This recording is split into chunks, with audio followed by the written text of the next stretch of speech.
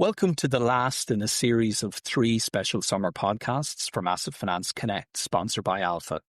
My name is Richard O'Donoghue, and over the past few months, I've had the opportunity to chat with many guests about the outlook for the European asset finance industry in 2025 and beyond.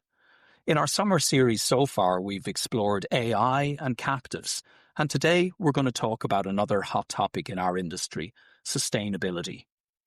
This appears to be a divisive topic at present, and at the European Leaders Summit, I asked Carmen Ayna of BNP Paribas 3Step IT if sustainability in the circular economy still mattered. If you look at the US, where politics goes is clearly away in direction from the net zero, from regulations, from measurements, and so on and so forth. So I think, and it's basically everything that is seen as an obstacle to growing made in US. Now, Europe has been way ahead of US in terms of reducing the carbon and also in terms of legislation. I think they passed over 100 laws in that.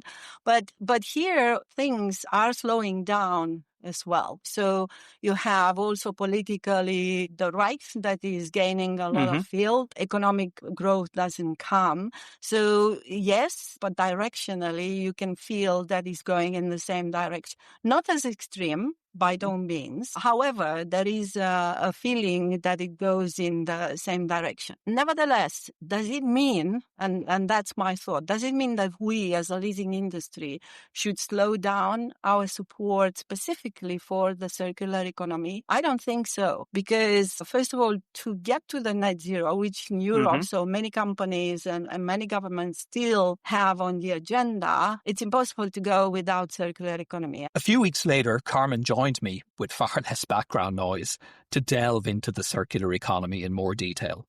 I asked her how she sells the value of life cycle management and the circular economy to customers. When I speak about our services, honestly, I don't speak about saving the planet. I speak about concrete things. I speak about the financial advantages that it brings. I speak about the operational advantages. I speak about security because we speak and we manage data. And that is very important in the present context.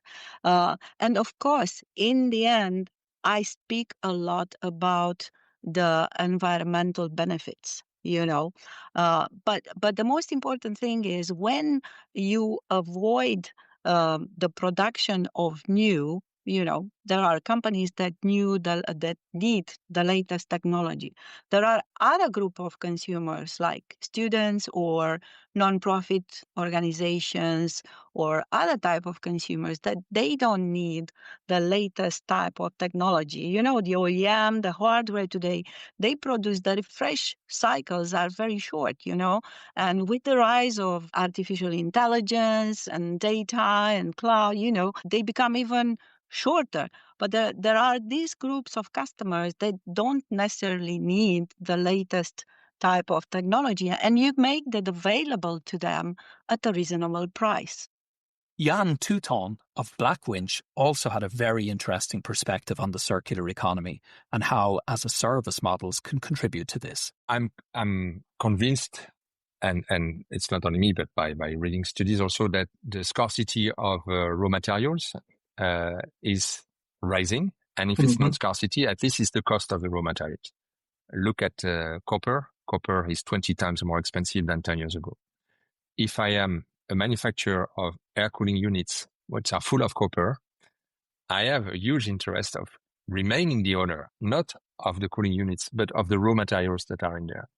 So the future of this industry is about understanding the stock of raw materials that are under those contracts and how can we tap into those raw materials to be able to make a new production. So it's a co-creation between manufacturers and funders, manufacturers for the eco-design of their equipment and the fact that they know that the equipment will come back to them.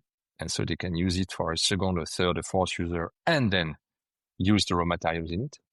And the funders have to develop capacities not to do only asset management, but also raw materials management. And so you would know as a funder that you have X millions of tons of copper in your contract that you can make available for a new production process. So to me, the industry is going in this direction because of the increase of the price of the raw materials, and we won't be able to source them from the ground, but we source them from the equipment that are being used. So this is all encouraging, but what about the elephant in the room? We're back to AI again and the enormous amount of energy it consumes.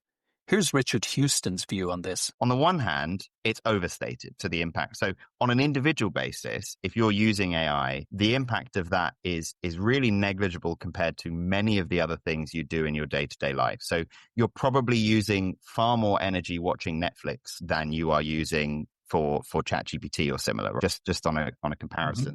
In fact, just us being on Zoom right now to record this is also probably using more energy than we would be using for ChatGPT. So on an individual basis, I don't think it's one of those things that, you need to cut out of your life or avoid doing. And yet on a kind of global, systemic basis, the increase in demand for it is definitely going to drive, lots of new data centers, lots of new energy usage, increasing demands on water. Now that, the people building those data centers, and it's the likes of Google and Amazon and Microsoft who provide the cloud platforms, they have been working over recent years to try and find green and clean sources of energy. They say that they are still committed to doing that.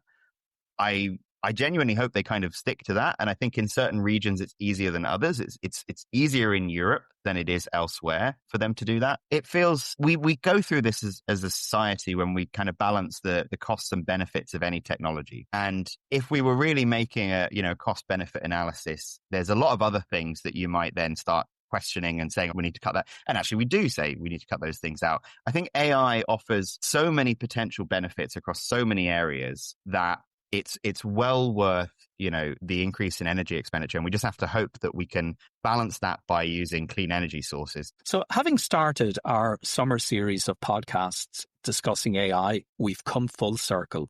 Hopefully you've enjoyed these excerpts from the various podcasts that we recorded over the past few months. As always, thanks to our sponsor, Alpha, and look out for some new podcasts later this year. In the meantime, thanks for listening and enjoy the rest of the summer.